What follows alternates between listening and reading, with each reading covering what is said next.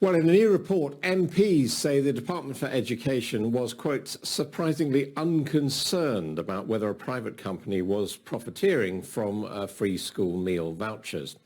Edenred was contracted to run the scheme during the first lockdown, and last month the government relaunched the voucher scheme after pictures of meagre food parcels sent to families from catering firms sparked an outcry on social media.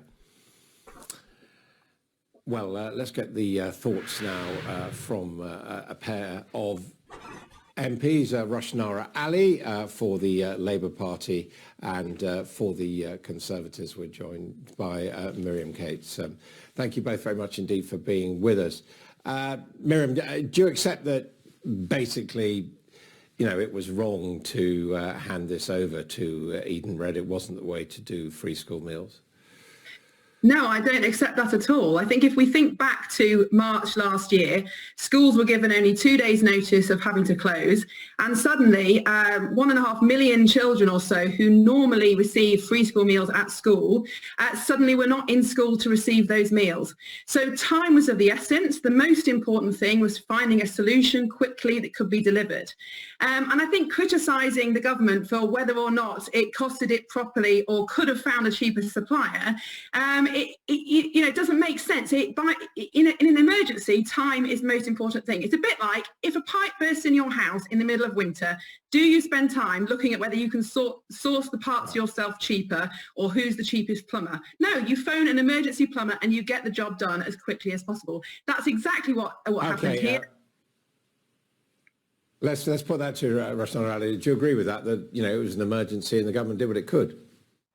Well, the problem is that the government didn't get the job done. What we saw is the government rewarding failure. 78 million was contracted out to this company, Edenred, first, and then that was increased. They were rewarded for failure, even though vouchers weren't getting quickly enough to families.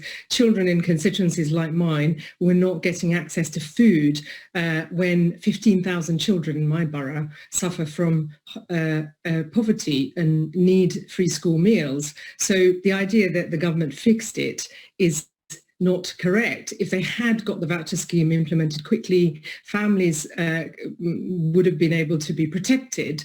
And that's where there are huge problems with the contracting scandals this government has presided over.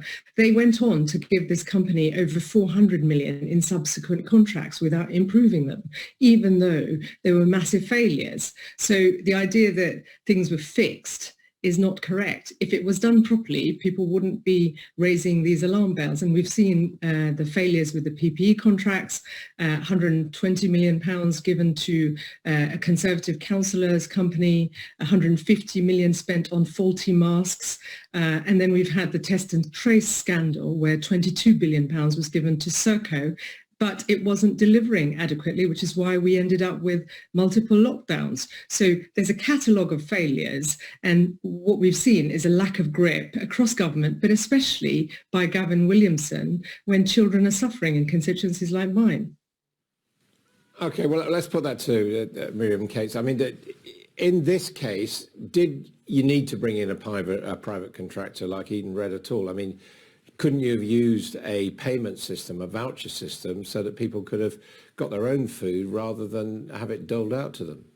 Well, that was available. So schools have had the choice throughout of using this voucher system or having their own vouchers for local supermarkets, and the DfE will reimburse schools for doing that, or providing food parcels, which many schools have chosen to do, and actually have preferred to do that because it's meant that they've kept contact with families that they otherwise wouldn't have seen. But just to go back to the context, again, to roll out a voucher system from 0 to 1.4 million children overnight, I think most people would accept isn't possible. There were hiccups with it, absolutely there were, and I know from speaking to head teachers in my constituency over those first few weeks and months, there were difficult times where they struggled to claim for particular children and things like that. But it was resolved. And actually, if we go back to when schools were closed again in January, my head teachers were saying to me, please can we have the voucher scheme back, because it worked very well. We've got to grips with it. Our families are happy with it. And the government, again, has relaunched it, as you've seen. So to suggest that there wouldn't be any bumps in the road, again, that's not common sense. We know there are with all these schemes. And in terms of spending government money, as I said before, in an emergency, time is the critical factor. The vaccine programme has been vastly expensive. Had we had 10 years to roll it out, I'm sure we could have done it cheaper. But I think most people understand that the critical thing is to roll it out quickly. I think the issue is whether you need to bring in private contractors always to sort out these problems. I mean, Rushanara, do you think we've learnt now that in administering these programs that it is being done in a sensible way so that people are getting adequate food and money isn't, people aren't making undue profits out of undersupplying people? As you can hear from Miriam's response, she and her party have learned very little, and we need the government to learn the lessons, and they haven't.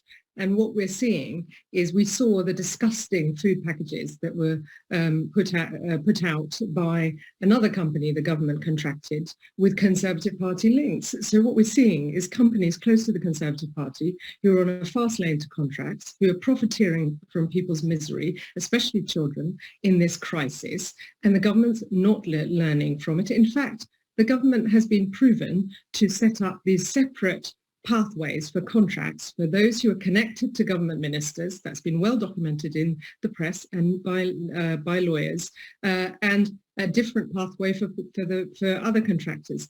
And the difference, Miriam talks about vaccines. The vaccine program and its implementation is successful thanks to the leadership of the National Health Service and the other public sector organizations working with the private sector. So they're in the lead, they're in the driving seat. We need to see much more accountability and transparency. That's what's missing. And if there is a public inquiry into this crisis, it needs to include the way in which government has wasted hundreds of millions, potentially billions of money on contracts, and the association of the Conservative Party with these contracts, and the lack of transparency and the cronyism that we've seen, where the government has taken advantage of emergency legislation to dish out contracts to people connected to them. That is disgusting, and we need to make sure that people, particularly children, are protected during this crisis, and public money is properly spent, not put to companies that are profiteering out of people's misery.